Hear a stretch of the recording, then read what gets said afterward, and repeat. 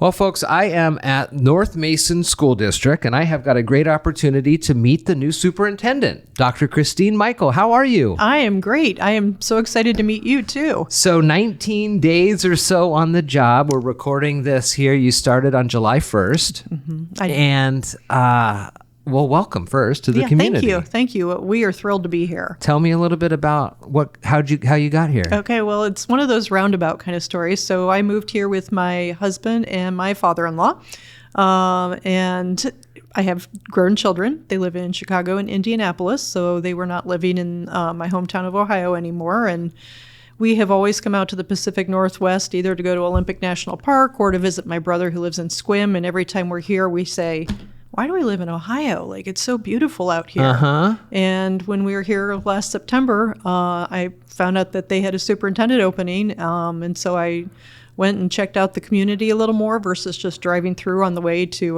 one of the national forest or the national park, and was really impressed with what I saw, and I knew it was a very close community. And so it just looked like a great opportunity to come and enjoy Washington, but also be able to add to the educational system here. How is it similar to how is the school setup similar to kind of what you're familiar with in Ohio? Mm-hmm. So I was a superintendent in a smaller district east of Columbus. It had about 1,300 kids, but about 130 square miles. So in terms of like the transportation challenges that North Mason has, we had those similar challenges where you always try to keep kids on the bus for under 60 minutes if at all possible, but sometimes that just can't happen. I like that there's kind of a central campus. I had that at my previous place, like the elementary, the middle, and high school. We only had one elementary, and the district office were all on one campus, which meant, every single chance I could, I would go to one of the buildings. Too much paperwork, your eyes are going blurry. Sure. Great, let's go. Let's go check out kindergarten, or let's go to the special needs classroom at the middle school. And I loved that. I love that kind of campus where you can interact with students and know every single staff member because it's not so big. But I think the size that North Mason is actually the sweet spot compared to the place where I was a superintendent before, because 2,300 students, you're able to offer students a lot of opportunities. Yeah. And not so small that you're trying to figure out how to create a program or a class just for 5 kids. There's, a bigger pool, so therefore usually more opportunities. One of the things, and I'm sure you've already run across this in your meetings and just kind of out meeting the public, is that folks really take pride in their district, in their community, in Mason County specifically. Like this is our district, these are our Bulldogs, things like that. What have you heard coming in from folks about, welcoming in and you say, hey, I've got a great experience. I know I'm new to our community, but it's kind of the same everywhere I've been, and being a superintendent, it's about the students. Absolutely.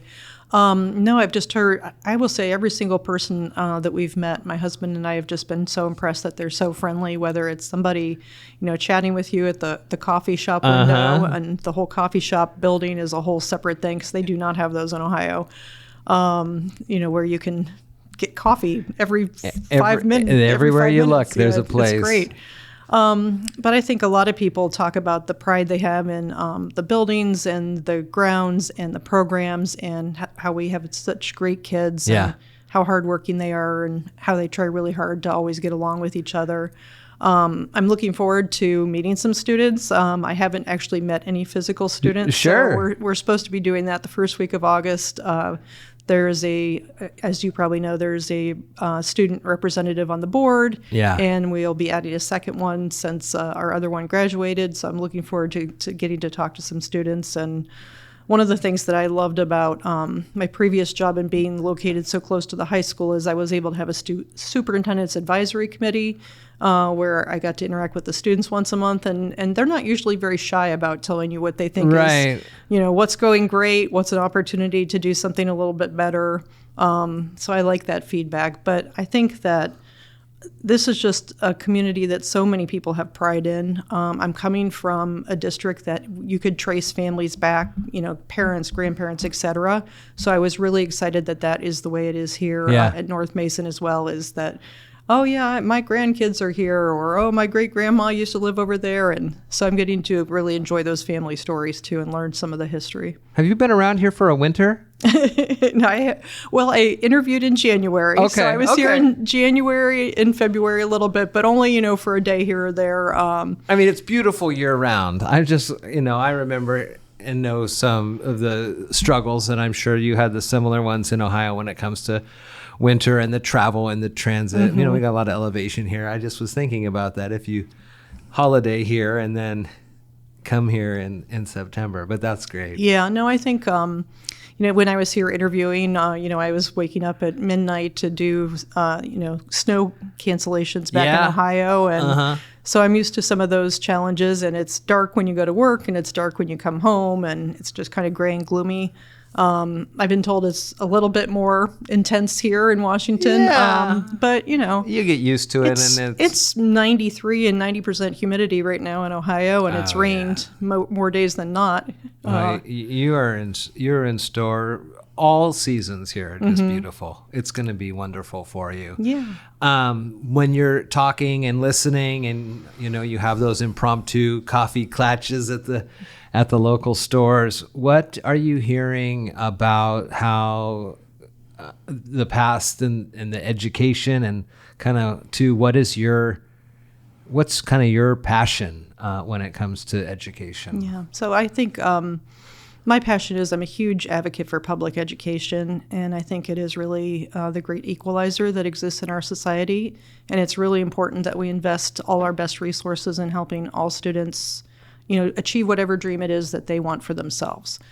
And I lost track of what the question was. No, that's okay. And I'm sorry this is on radio. No, hey, no worries. This is fine. And I was just wondering what you heard about from citizens' passion about what they take pride in about the learning here at North Mason. Yeah, I think that there's some pride around our career technical education programs. I've seen some expansion. They've been talking about adding robotics, and and I go and I see the different salmon activities that they have in the different buildings.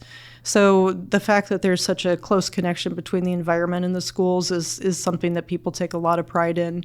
When I was here in the winter, they were, I think, carving, I don't know if that's the right word, carving canoes, which you certainly would not see in the middle of Ohio. But the facilities are a source of pride up here on the central campus, and I know that this is a community that wishes our elementary schools were at the same quality standard as our high school, but we have some work to do, and school funding is a challenge no matter where you live, because taxes are hard on people, but unfortunately we're in a society where that's where a lot of your school funding is coming from. Yeah, and the struggles here in the state are great across the districts and across the counties. You're not saying anything that's different than any of your counterparts are saying here in Mason. So when you're looking at that and you're having your kind of meetings initially now with the school board, what are you looking at? I know that North Mason voters didn't pass the last levy. There's talk about it being again on the ballot in November.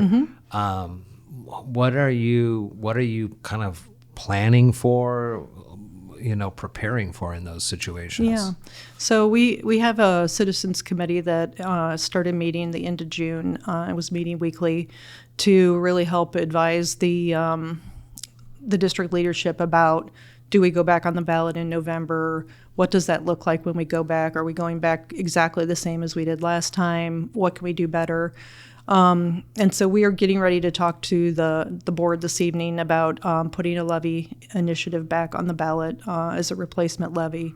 That the levy failed right about the time I was getting hired, and so I wasn't involved in some of those initial conversations, but I will say that the district team here has done a nice job of trying to include me whenever they possibly could.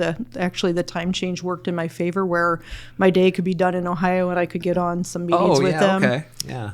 But the district did have to make about $4 million in cuts, and they tried really hard to keep those cuts away from the students whenever possible. Sure. But we want to be able to provide those opportunities for students, and so we're going to need those levy dollars back because the state apportionment is just not enough to help us get everything that our students need and deserve. And that's what I hear a lot about, too, from the other superintendents in Mason County and talking with our 35th district representatives.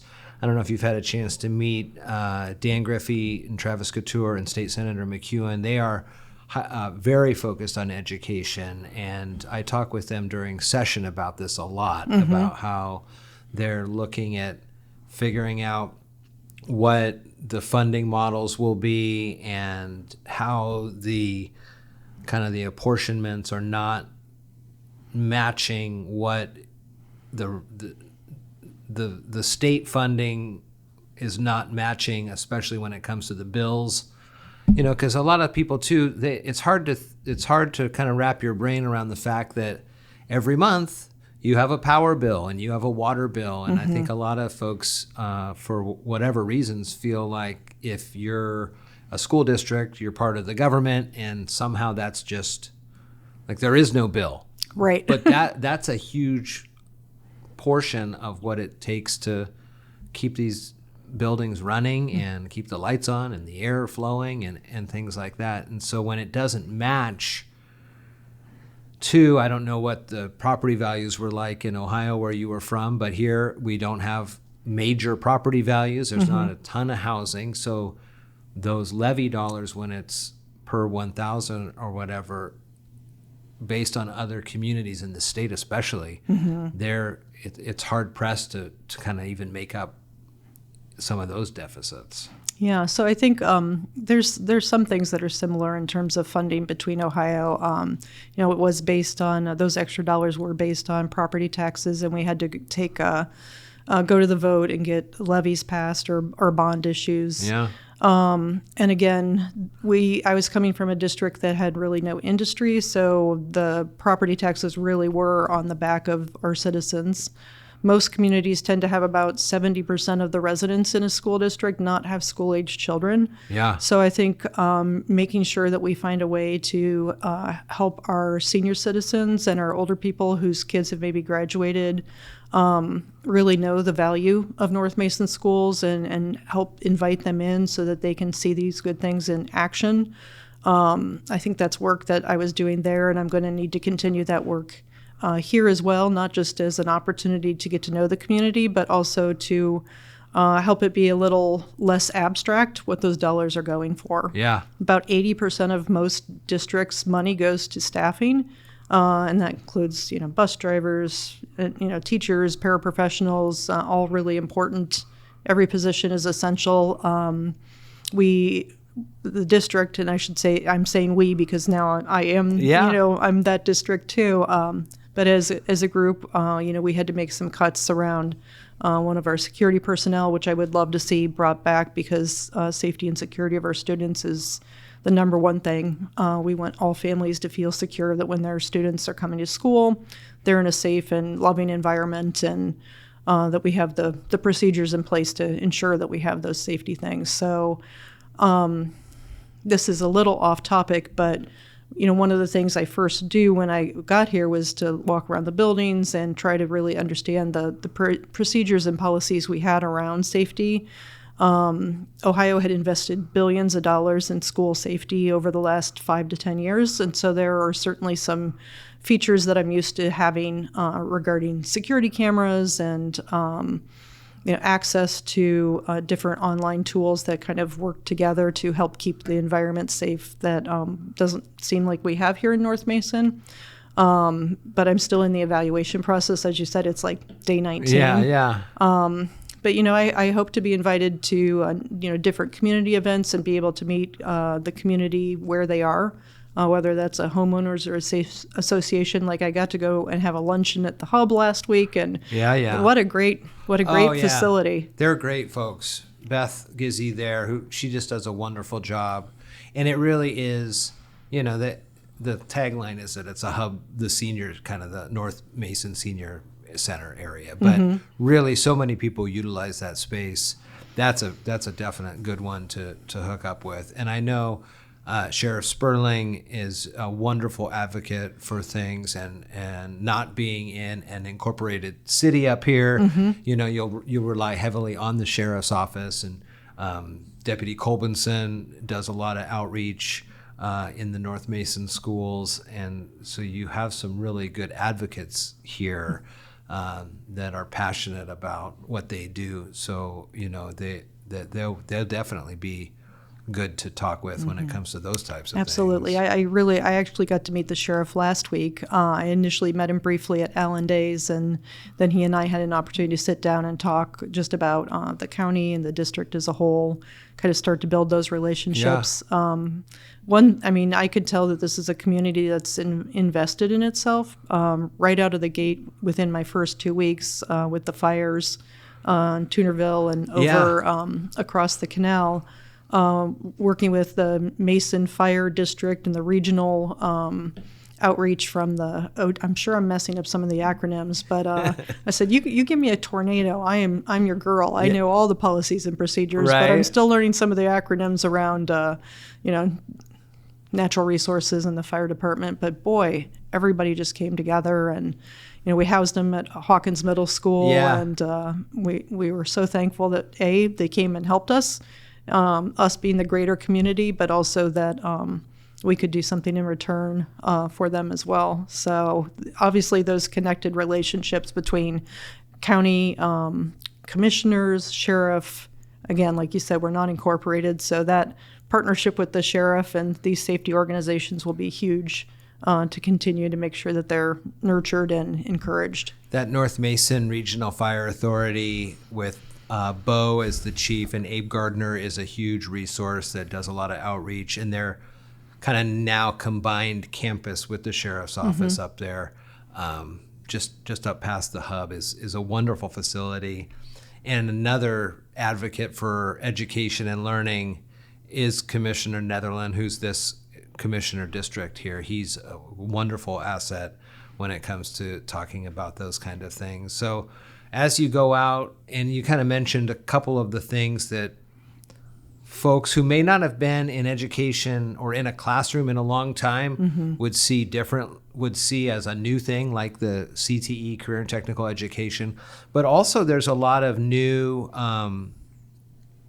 health and wellness, I guess, socio-emotional learning. Like those are terms that some of the older population of Mason County may not really be familiar with if they're a few, kids, grandkids, I guess generations removed from being in the classroom. So when you're out and advocating for the schools, how do you plan to explain that these are core parts of the education world now? Yeah. So, really schools have become such a hub of the community, and not that it takes away from what parents' responsibilities are at all, but we are partners.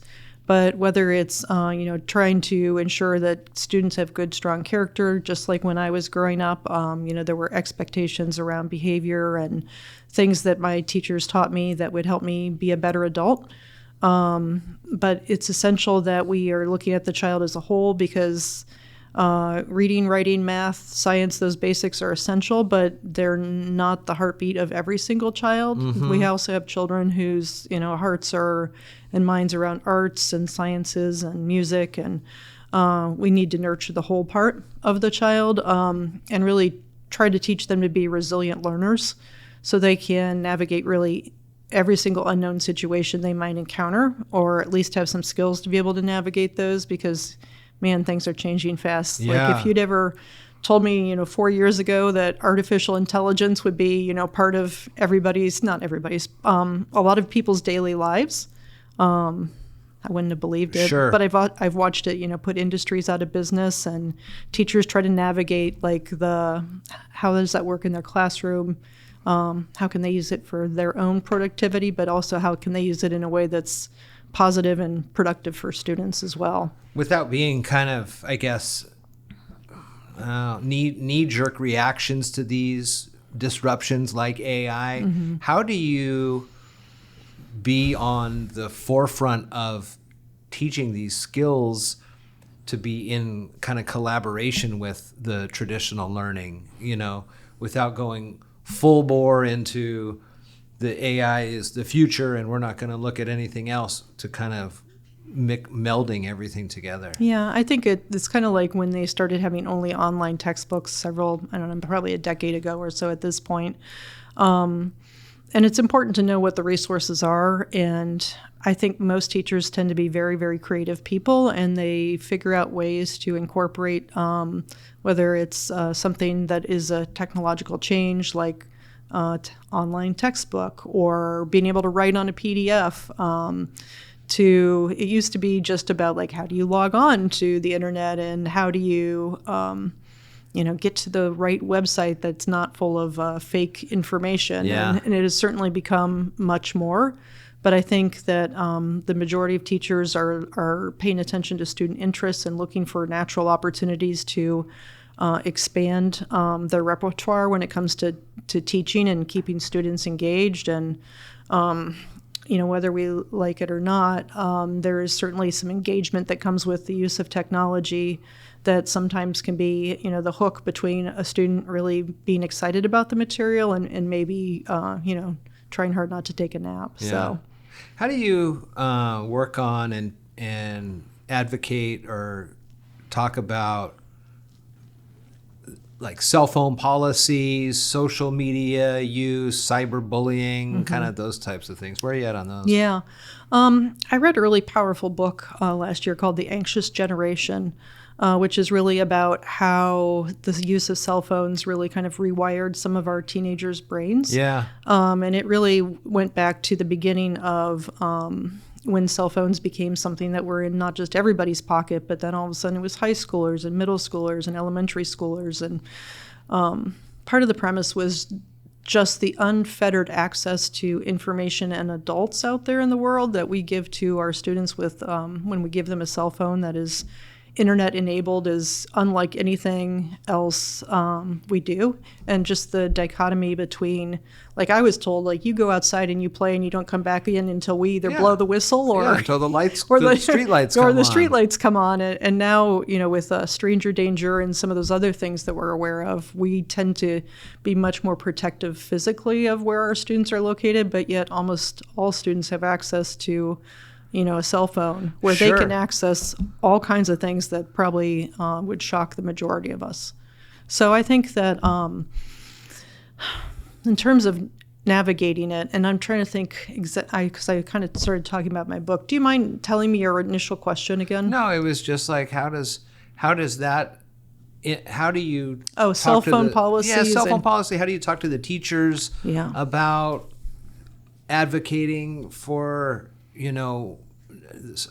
not texting and cyberbullying and again that unfettered access, really, where people can push a button and all of a sudden the whole school has something that is really could be really emotionally damaging to a student for things. Yeah, I think that it's interesting because I'm learning kind of the take from Washington. So a year ago, Ohio passed a ban on cell phones in schools, K-12. Wow. And it was supposed to be really just during instructional time. And apparently the governor didn't think it was strong enough because they just instituted like a full cell phone ban for students during the instructional day from bell to bell, which is, I think, challenging. I think it's like when technology first showed up, you could try to keep kids off the computer, or you could try to teach them responsible use. I think that it's actually hard on families, quite honestly. Like, they're the ones that tend to be most nervous about their child not having a cell phone. But if you look at some of the studies where you sit next to a child in class and see how many notifications they might get in a 50-minute period, like it can be hundreds. Yeah. And most of us are so used to just instant interaction with anybody. And so, when my children were teenagers, I had to really remember to say to myself, do not text Simon and tell him, don't forget your basketball bag because he's in class. You're going to have to just count on him to be responsible. Hope for the best. Yeah. But I think that cyberbullying is so hard because the majority of it happens outside of the school day with these social media apps. And trying to stay on top of the different apps and the different ways that students can be horrible to each other is really challenging. But we need to hit a balance where we're educating them about the harm that they're doing to each other in a way that really helps them become better decision makers of not doing those kind of behaviors. And you want to teach that stuff early in their educational career, but not so early that then they start asking for those devices, right?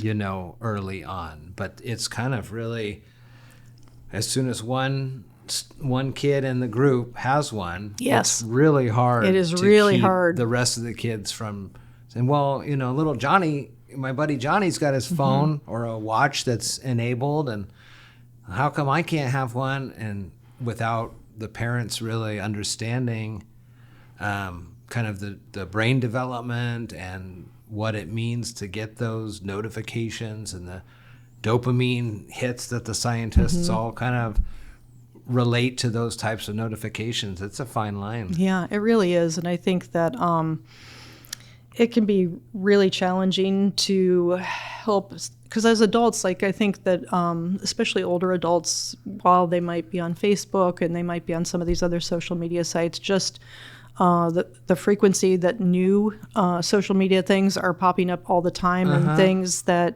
used to be just like a video game, like, oh, you're playing Mario Kart. There wasn't a social aspect to it where you are talking on headphones to people, God knows. Oh, now all over. Everybody. Yeah. Everybody. But it's really challenging to also help families understand what that constant interruption to their attention does, like you said, for the brain development in a way that still allows families to feel like they have a safe connection to their children, but not in a way that's disrupting their learning experience. A lot of it, I'm thinking about this, it's a lot about like what we were just talking about, where if somebody hasn't been in school for a long time, they think school is you sit at the desk and everybody sits alphabetically and they're face front, and the teacher talks at the kids versus with the kids, to what it is now. And it's the same as if you were thinking about getting on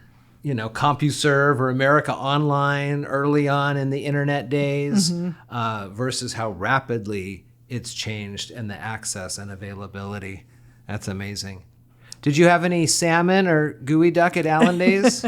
We did have salmon. I didn't have gooey duck, so but you're there for Saturday, we were there for the salmon Saturday. bake? So oh my gosh, it was what'd you great. think? Oh yeah, it was amazing.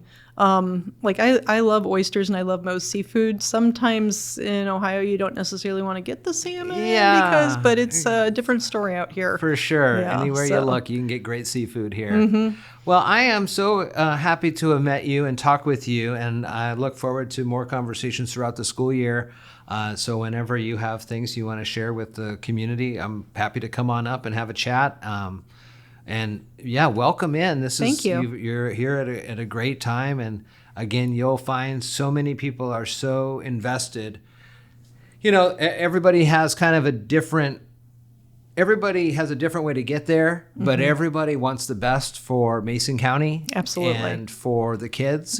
And so being able to listen to all those different ideas and kind of figure out which ones work or which ones can be combined, people are more than willing to help too. Okay, great. It's a great thing. I'm excited to just meet more people and listen to the things that they're proud of, and look for those opportunities that might be able to make improvements. But I'm going to try something different called Soup with the Soup. Okay. And I'll invite you to one of those where quarterly we'll just have some soup and open it up to like an open forum. Come on in and let's just talk about whatever your questions are, or get to know me, and I can tell you a couple good things about the school, and we'll give you some soup and maybe some good sourdough. I love it. That's one thing too that I think a lot of people have a hard time fully understanding is, if you watch the school board meetings here in North Mason or in Shelton or anywhere really, people come up and they speak their piece for a few minutes, and they don't necessarily quite realize that you can't have a back and forth. I mean, it's a public meeting and there's laws against that stuff. To have those open dialogues, the first couple might be rough because everybody's been waiting around to talk, but after a while, everybody kind of realizes, well, things are moving forward really well, and this is a good opportunity. So that's a great idea. That's really thanks. cool. Will that be here at the school? Or I the think high so. school? I think we're probably going to try to figure out how to do it at the high school if we can figure out a way to do it. If not, I'll probably be reaching out to the hub to see if I can partner with them. Oh, that'd be a good one. Or maybe one of the local restaurants. Yeah. Just because I think we use our facilities at the high school so frequently, it would be hard to do it there and not disrupt Sure. everyday things. But I'm pretty sure I can find a partner that would be willing to host us. Oh, yeah. The hub would be a great spot for that, too. Yeah. And you get somebody like, I don't know, Wild and Woodsy or something to come up and cater the soup or something like that. Yes, they did cater the luncheon I went to last week, and wow. Good food. Holy cow, that was amazing. Oh, yeah. Food is something that people take a lot of pride in here, and it's always delicious. That's great, yeah. Dr. Kristine Michael here, new superintendent for the North Mason School District. Thank you so much for your time. Yeah, thank you so much for coming and talking to us here at North Mason, and I look forward to getting to know you better and getting to know North Mason even better. That's great. Thank you. Yep, thank you.